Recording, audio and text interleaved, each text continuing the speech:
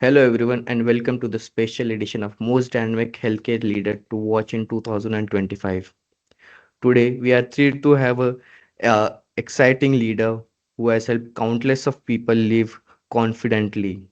He's dedicated his life to help people live confidently and advance system that empowers people and strengthen the community. Jesse Bethke Gomez, CEO and Executive Director of Metropolitan Center of Independent Living. JC is a visionary leader, transformative leader whose career span over 25 of year. His company, the Metropolitan Center of Independent Living, has helped 22,000 people each year. Jesse, welcome to the show. We are thrilled to have you here and listen to your inspiring story about you. Hi, Taylor, thank you Jesse. so much. It's nice to be here with you. Great. So, Jesse, could you start by sharing your journey about the MCL and people who don't know about yourself? Could you tell us about yourself a little bit? Yes, absolutely. I'm happy to do so. I think what's important is that throughout my career, I always wanted to be a chief executive officer. So I spent a lot of time pursuing undergraduate, graduate degree, postgraduate education, and I sought to have mentors with some of the most world renowned thinkers.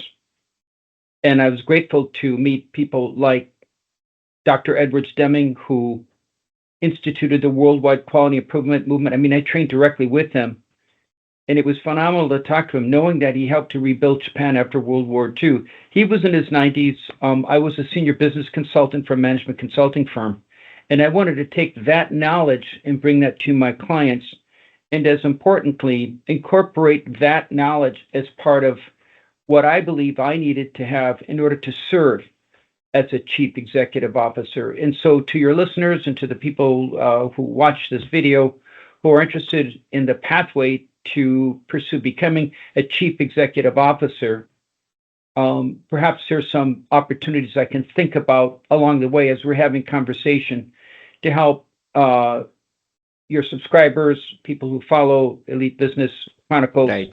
to think about what you need to think about in order to serve as a chief executive officer. Right. So, what led your current position at MCL level? Like, what inspired you to be at your current position? What was the motive, main motion about it? Well, Metropolitan Center for Independent Living served a lot of people. I know that their previous executive did great work, and I know that they were assisting people with disabilities. What really I was struck by is that I have family members with disabilities who, though I'm not a person with disabilities, growing up with family members with disabilities gave me a sense of empathy for, the journey of what it means and some of the barriers that are there. And I felt it was a good fit. As a former vice president and chief strategy officer for a university, writing strategic plans and helping to advance their positioning of the overall university. And prior to that, I served 17 years as a chief executive officer in the area of behavioral health, mental health, chemical health, a whole array of services. So I felt that it was a very good fit in the work of assisting people with non-apparent disabilities, such as mental health or chemical health issues, and then looking at the full array of services that provide for people with apparent disabilities, people who rely, for instance, on the direct care services for daily living as well. So it was a good fit. I was excited to really take this organization to the next level. Really, my wheelhouse or forte is to take a nonprofit or for-profit or a corporation and bring it to the next level of what I would call strategic optimization, so that the enterprise can be all it can be in terms of adding value to its clients, its constituents, its stakeholders. Yeah. Like as you said, you are coming from people who has been disabled in your family. So it's truly like touching to yourself. So you can understand, you can feel the emotion, you can feel the pain behind the people, and you are willingly to help from. You have worked in 25 of years. I know I've read about you. You worked for a 25 years, make people live confident and healthy. That's very great. So about the MCL, for those who may not be familiar, tell us about the mission of the MCIL and what are the main motives about them. Well, the mission, in essence, is really to remove barriers, promote choices so that people with disabilities live a life of dignity. And that really means, people have plans, people have goals, and people have hopes and dreams. And how do we help people fully realize those hopes and dreams? Throughout our services, as we looked at some of the services and benefits, such as in the United States of America, there's certain services that have had asset limitations for those services that have been in place since 1983. That's 42 years ago, where the same asset limitations of $2,000 for an individual and $3,000 for a couple have been the same dollar amount for 40 plus years. It's difficult to live on an assets of $2,000 today versus 40 years ago without a cost of living increase.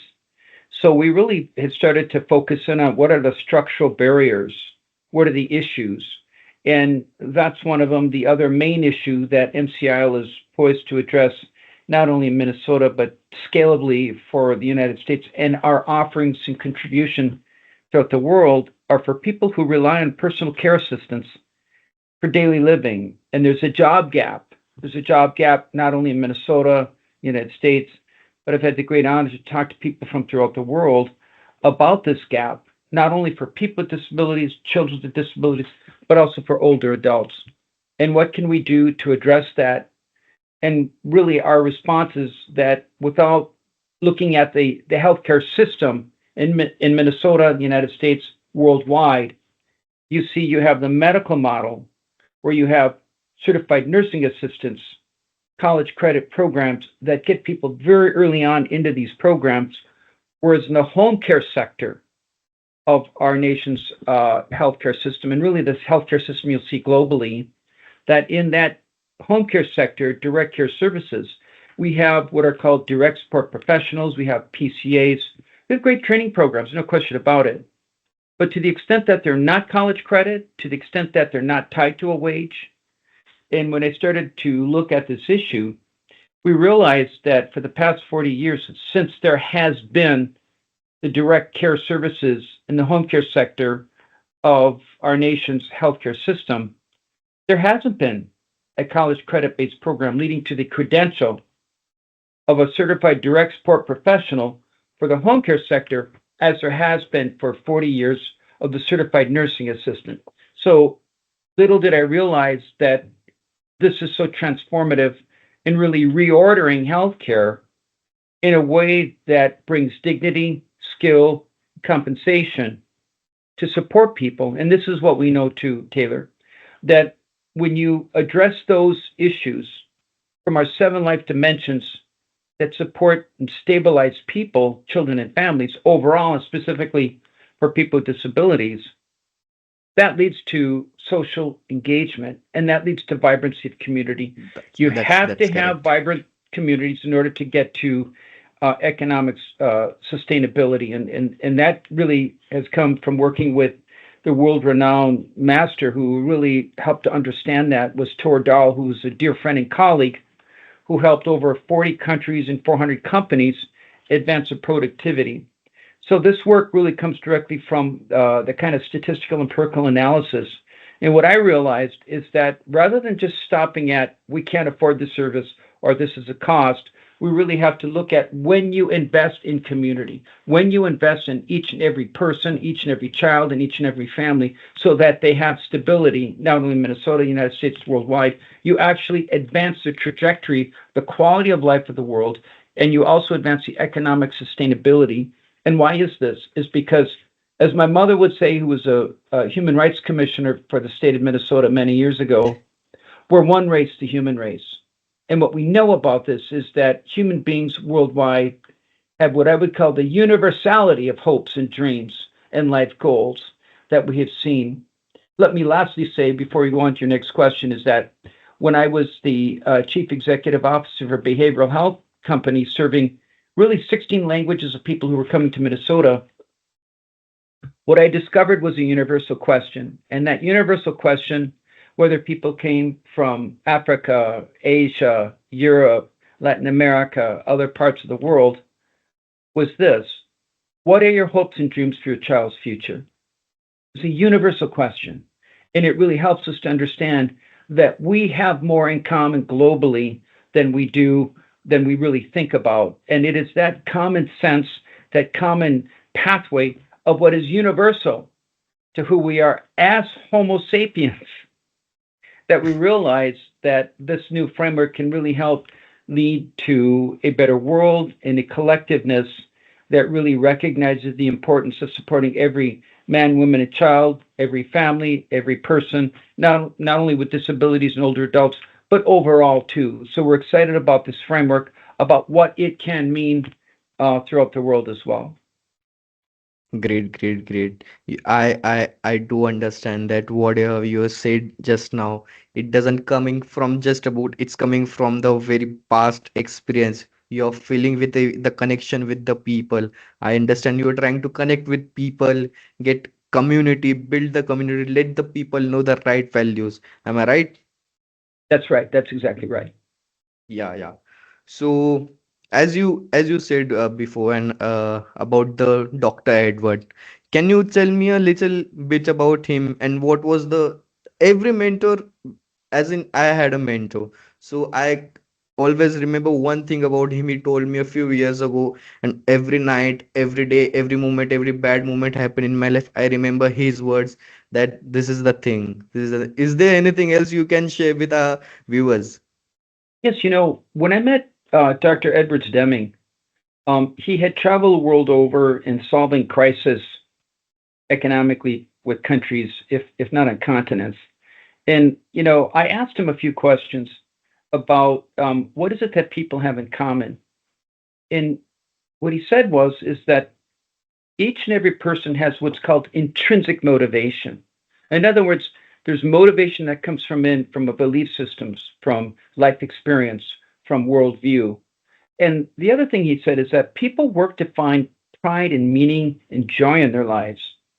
This was a really tough business consultant that really, told really tough-minded CEOs of, multinational corporations, you got to treat people better, that you Yeah. have to drive fear out of the workplace. And when we understand that when people really truly seek to work to find meaning and joy and to understand their intrinsic motivation is to also recognize their intrinsic value.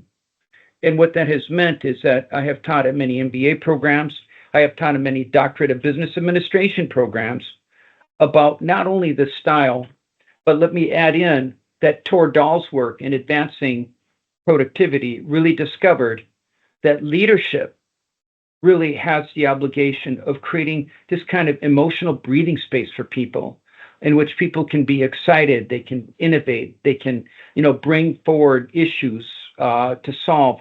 And when leaders welcome that, organizations are able to grow. You could see a return on investment of 100 to 1.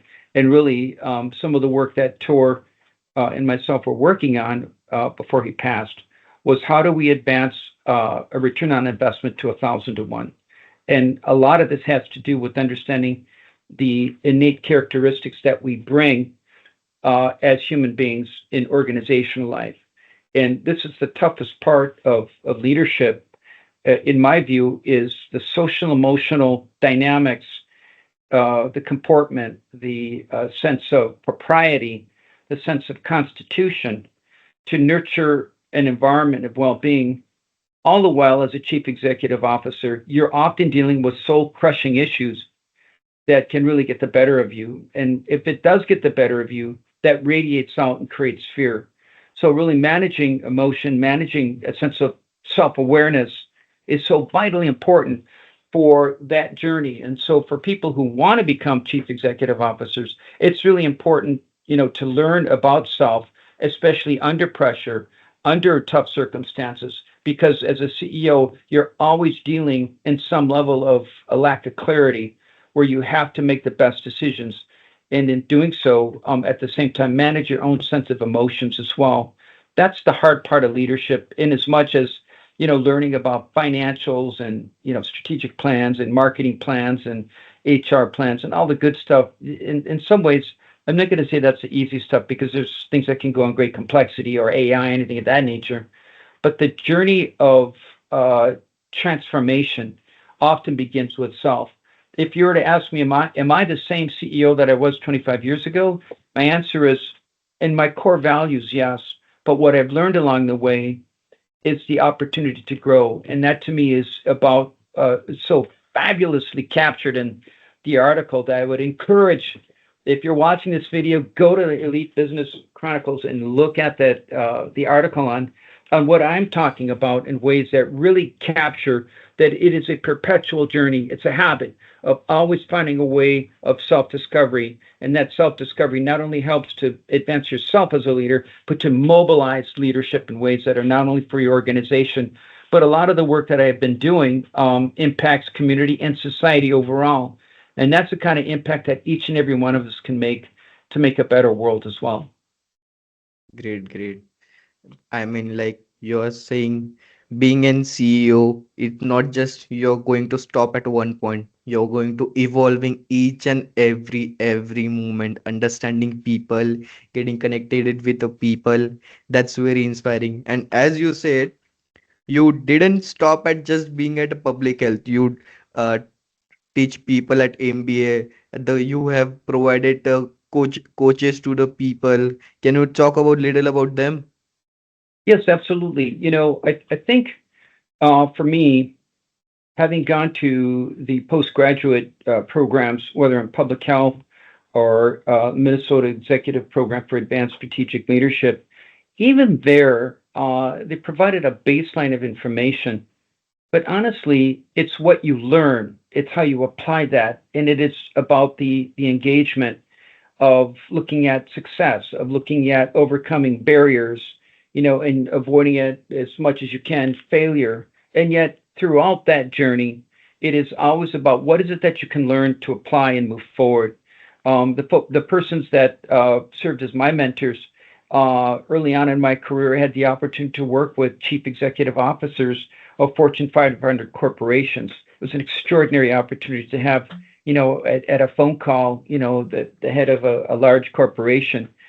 They were great mentors for me, and for me, paying it forward means also taking the time to serve as a coach and a mentor to whether it's a person who wants to become a chief executive officer or a person who has served in the long term as a CEO, maybe not had the kind of rich depth of experience that I have had, or the knowledge, or the kind of deep and very steep learning in so many aspects of what it means to lead an organization, notably around executive leadership, which is my forte, and strategic leadership in advancing a sense of overall achievement of not only an enterprise, but how does that impact the community and society as well.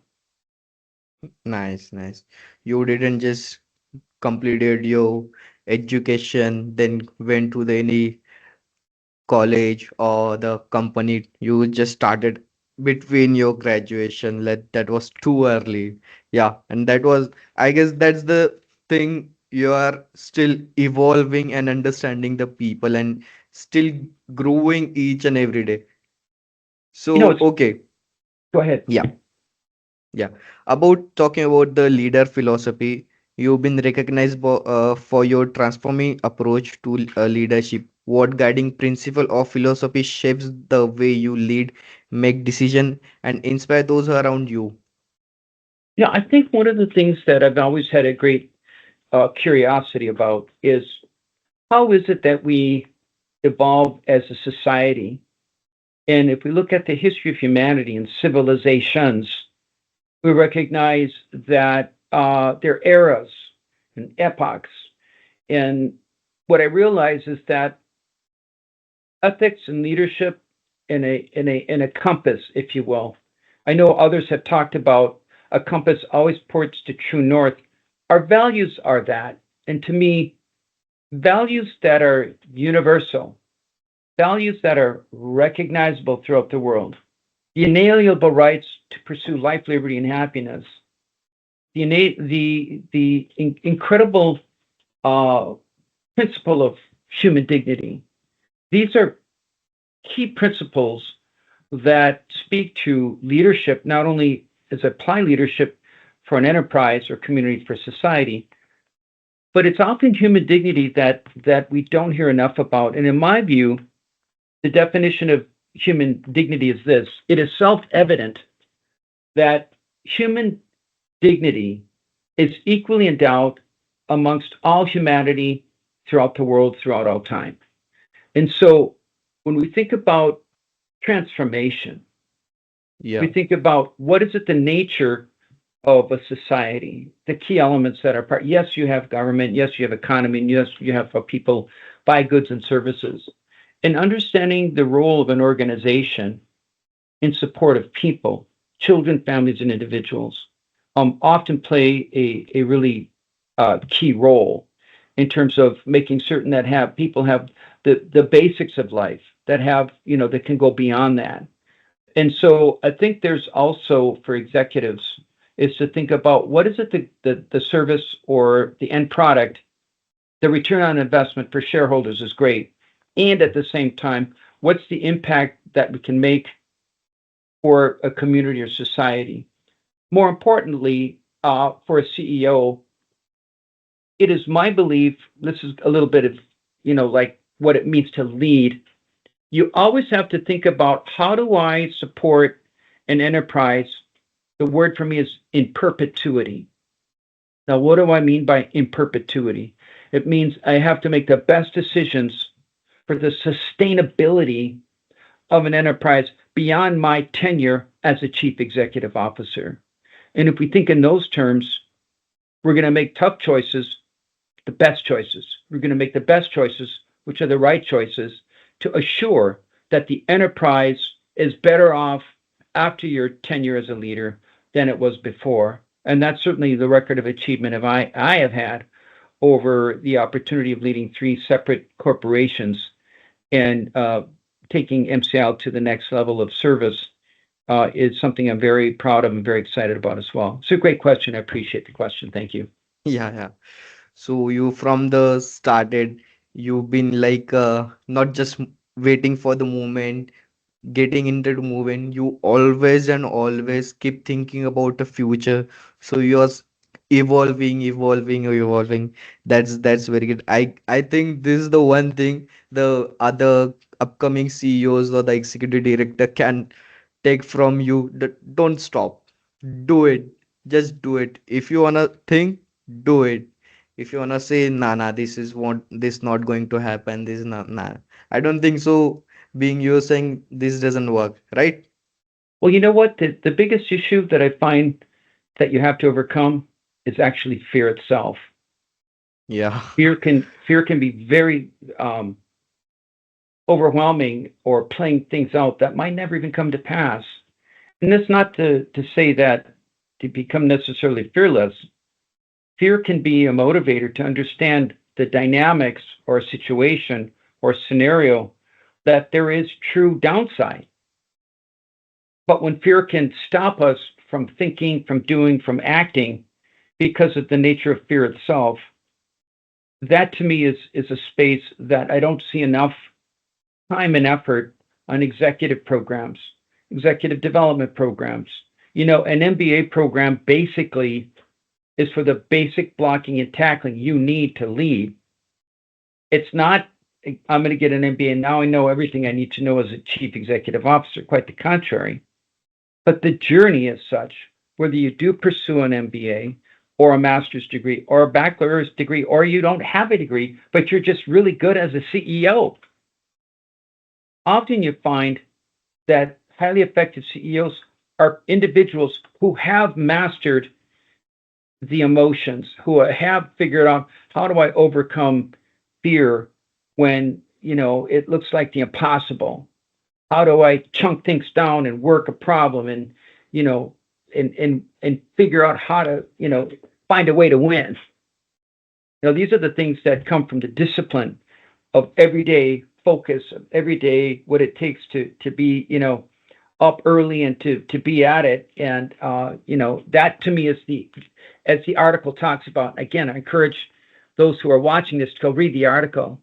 I thought it was really kind and wonderful that the author that interviewed me said Jesse has this habit, and it is true. It is a habit about seeing the world in a way that is dynamic, that is flexible, that allows pliability. Because here's the thing: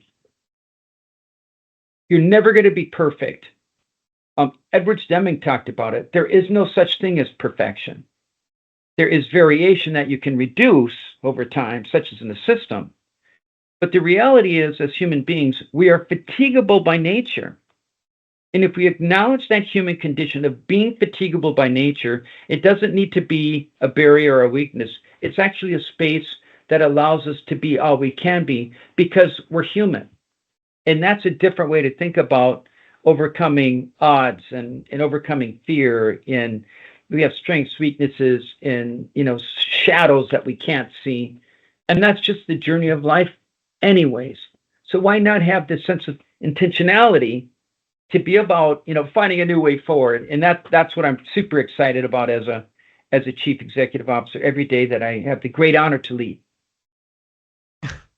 Yeah, yeah, great. I mean, if anybody wants to who is listening to this, if you want to be a something, don't fear anything. Am I right, Jesse? That's right. Yeah, okay, okay. For the okay, what advice would you give to the upcoming leaders who are watching our video, the entrepreneurs or building organization that create real social and community impactful like a MCIL? Here's what the article really speaks to a dear friend and colleague, Tor Dahl. Tor had identified 40 of the most productive people in the world. Keep in mind, he worked with 40 countries, 400 corporations, so he knew a lot of people worldwide. And he invited them to England, I understand, to actually a castle. And over the course of one day, he asked 40 of the most productive people. They were artists and government leaders, religious leaders, heads of multinational corporations, people who were thought leaders and poets and so forth. And he asked him, he said, "What is it that you all have in common?" And he said that he gave them 8 hours to solve that equation. He said it took 45 minutes for them to come back with a three-part equation that said, here's what we all have in common: to be on a quest, freely chosen, that's never ending. And what I would uh, suggest to those watching this video is, what's your quest? And a lot of times, if you're not sure, you got to go deeper to find really where that energy is. And it is about energy, emotion. First we have our beliefs. So first we think, then we feel. So if we follow how we feel about things and go back to what our beliefs are, that's going to tell you what you're really interested in. If you want to be a CEO in a subject matter that you don't really care about, you're going to have a difficult time to really have what I would call that stick-to-itiveness.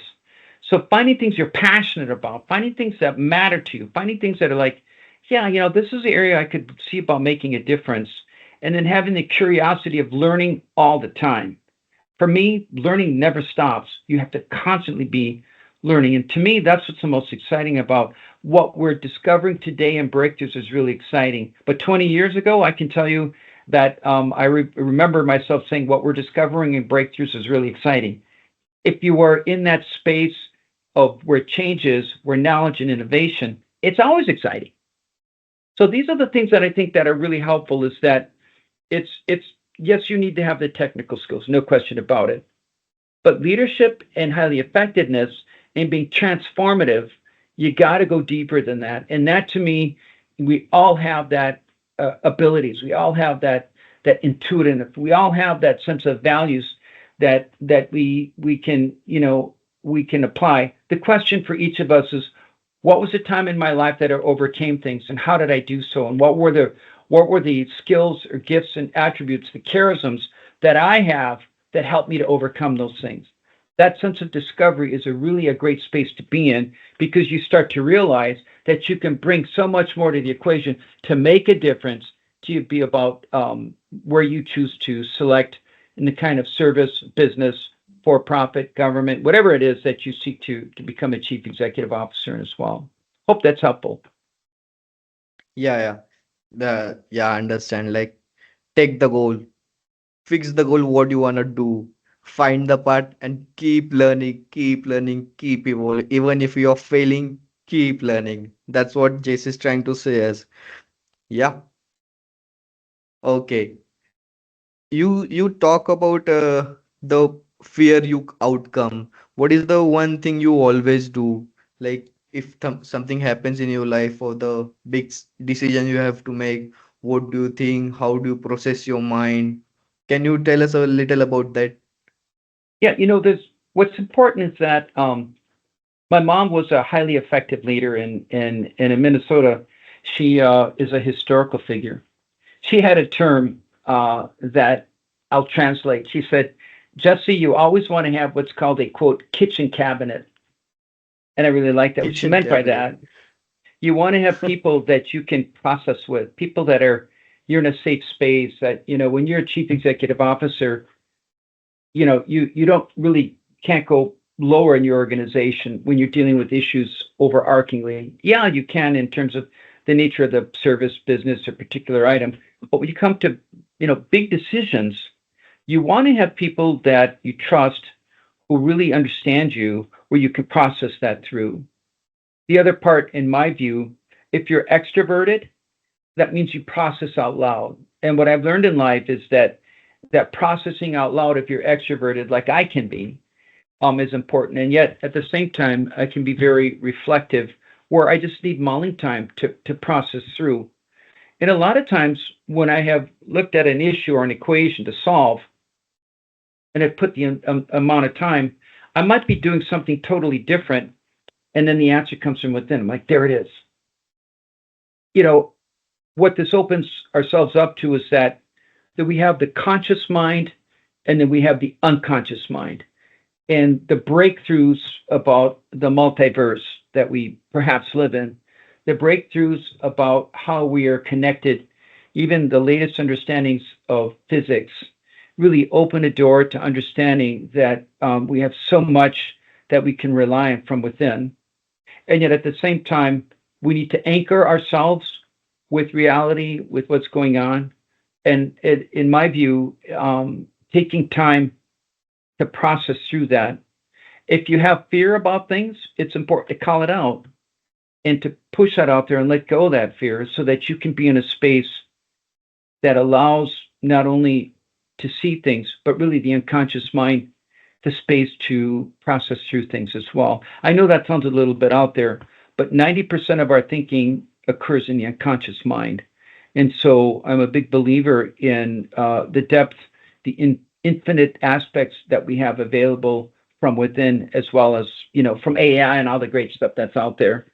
But those are the things that, I rely on are really critical in big decisions, and finding that space of making the right decision that is conscientious, that makes sense, that is mindful of all parties concerned as well. Hope that's helpful to your viewers of this video too.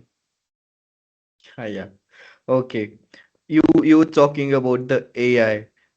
Being AI in this world, getting used by every single people. What are your thoughts about AI and leadership and how it could be helpful or it could not be the helpful? What are your thoughts about it? Well, the article, your author did a phenomenal job of really synthesizing what my own understandings about AI. AI right now, in its first iteration, which it still is, it's a language-based system that's based on mathematics. Super AI may have more to do with the critical thinking and critical analysis at a super level. And of course, we have only the inklings of what may be quantum multiverse computing. What's at the heart and soul of all of this, it's how we think about program design. There's a term called algorithmic bias. And basically, because we're human, we have bias. And if we're Yeah. not aware of that, or if there is an intentionality about that bias, that can, I'll use the term suboptimize a community. I would love to work with the foremost thinkers on the next iteration of AI to really think about the set of principles by which we know that advance humanity. the set of principles by which we know that create this understanding of we're one race, the human race, as Homo sapiens, and to assure that we create the technologies because it's simply a technology that support and in deference to humanity. That to me, I think is the overall what I call the strategic architectural opportunity that we have.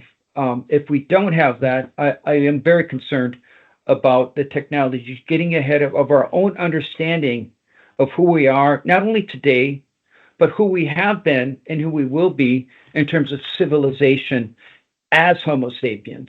Those are a lot of big statements, but for those who are in the technology field, those are invitations that I have to you to think about that. I'd like to further advance the kind of forums that can help us to assure a better trajectory of where we go in support of humanity itself. Yeah. Even I feel like the AI is limiting us. AI is keeping us thing in control. We are getting lazy about getting help from AI. It's making us limited. It's not letting our the wings spread as we should, as being a human, as being a Homo sapien. Am I right? That's Okay. right. As yeah, as you look ahead, what are your goals, aspiration for the future for yourself and the for the MCL also? Well, thank you so much. Really, our mission is clear about removing barriers, promoting choices so that people with disabilities live a full life of independent living. Our initiative on the instituting the Certified Direct Expert Professional curriculum with post-secondary institutions, working with the state level, working with other states, and hopefully nationally to bring this to scale. That's really clear. These are the next stages of where we'd like to make change, or where we'd like to make a difference. And I'm excited about leading the organization through that to make certain that we can solve the crisis and bring that not only throughout Minnesota, United States, but to see a certified direct expert professional framework and its accreditation, not only nationally, but internationally, to me, is to impact many generations, millions of people who I will never know for generations to come. And if we can think in those terms, that's the trajectory of where we can be transformative for the greater good and the common good of humanity overall. Yeah, okay. I understand that. Like, you don't want to be get stuck in between only national. You want to get to the international so you can help people, let them live their happier, confident life.